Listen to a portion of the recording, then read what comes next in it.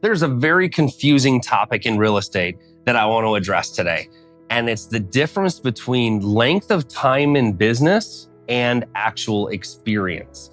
So when you come across somebody that's like 25 years in the business, or somebody that's like, I've sold 300 homes, there's a huge difference in that. Because just because somebody has been licensed for 25 years doesn't mean they practiced for 25 years. But somebody that's done 300 repetitions definitely has more experience, most likely, than somebody that's been in the business 25 years. Because the average real estate agent does about 5 to 6 transactions a year over a 25-year period of time. You do the math, right? Not a lot of experience. The guy with 300 transactions in 3 years has way more experience than the guy that's been in the business 25 years. Now, here's where the kicker comes in. Now it depends on somebody that's got the reps and the history is really where the gasoline is. And that's me. So I'm Steve Valentine. I have been doing this for 27 years as of July 2026. In that 27 years, I have been part of no less than 100 transactions per year, some years as many as 2,000 transactions. And then on the other level of it, which is where really the expertise comes in, is that my wife and I have personally owned more than 1,000 homes in the last decade. So we have either bought them, kept them, flipped them, or sold them to partners, or done something creative. We've also gone into new realms of sober living, commercial, Vrbo. We've done lease purchases. I mean, the experience is very, very vast along that 27-year road. So when you're starting to think about experience, here's where it matters. And here's where it starts to develop your career in real estate. Your experiences lead to growth. And when you're doing less experiences, you're not growing. So when you're selling a house every 2 months, your growth is really hard because what are you doing in between that 60 days? Are you treating yourself like a client during that 60 days? If you don't have somebody to work with, you do. Look in the mirror. That's what's important because that is going to create experience. So I'll give you a great example of where you can start. Let's say that you're an agent, you're frustrated, and you're doing 5 to 6 transactions a year. Where do you start? Well, you can go and do all the things that everybody tells you to do, or you can start practicing and you can start realizing that your experience matters. So this is where we get into what's called incentivized collaboration. Your experience level is a little bit short of what mine would be, or what somebody else you might know in your market. Without having to join a team, without having to change brokerages, if you have a client, which is how we work in Phoenix at the rig, if you have a client that's experiencing a different situation that you haven't experienced yet, then incentivized collaboration is where you strategically grab a partner and go, hey, you know what? I need to learn how to do this. I think there's an opportunity here, but I'm not sure what it is. Maybe it's a cash offer. Maybe it's some sort of creative type deal, but you just are not experienced enough yet to see it. That's okay. This is how we learn. But if you're curious and you're sharp, you look and go, hey, I can only go so far by myself, but I can go way further with somebody else. And if I can bring value to somebody's life, then I can learn what they bring to the table while they're doing it. And I get to earn and learn at the same time and share in something that I may or may not have earned at the end of the day. I love the collaboration in this sense because it takes somebody that has a lack of experience and a lack of education and it allows them to experience and educate in the process.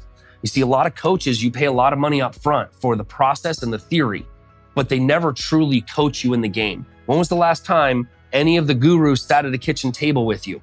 When was the last time your team leader or your broker sat at the table with you? When was the last time any one of them actually sat at a table with anybody? I sat at one 6 times this week because I'm in it, because I love this game, because it's different. Once your experience level, you realize that there are options in the real estate business to create solutions, to solve for people's problems, and to remove obstacles in people's life. And the sale of real estate happens when you do that, and you earn an income by impacting people. Your experience level then increases greatly because you're no longer working on your, I've been in it for 25 years. Yeah, but in that part-time experience, the market changed 6, 7 different times. We've been consistent for 27 years of a minimum of 100 transactions while buying, selling, investing, and helping families do the same. And what people don't see in this that is a really important factor is that my experiences personally make me a very dangerous person for my clients because I have flipped homes.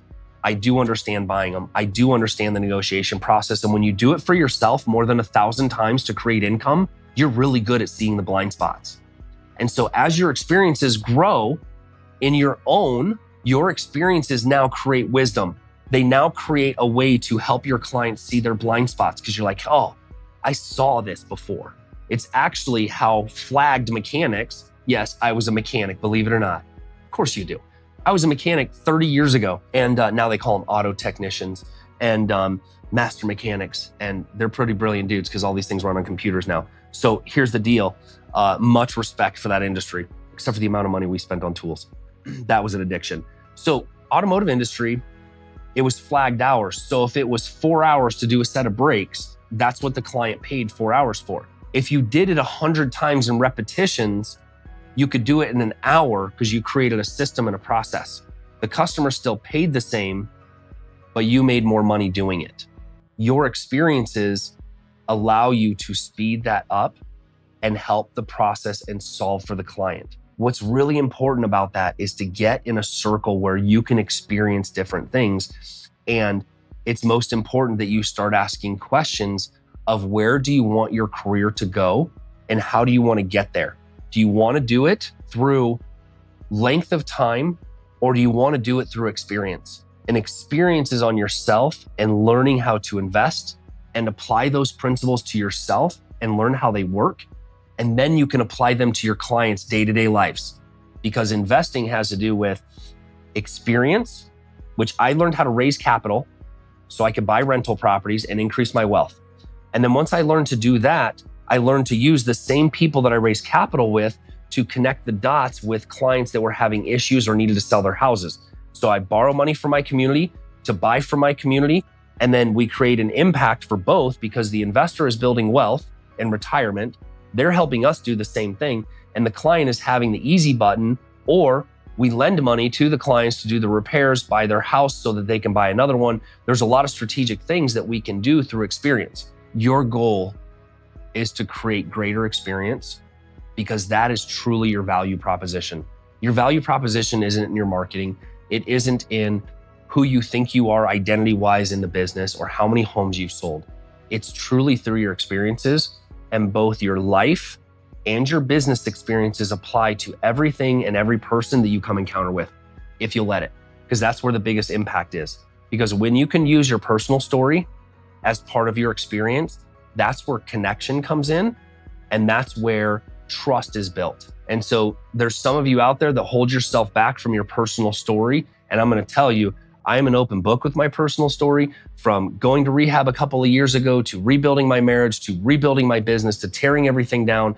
And look, long before that, I lost everything financially and rebuilt that in 2008. I've lived it all.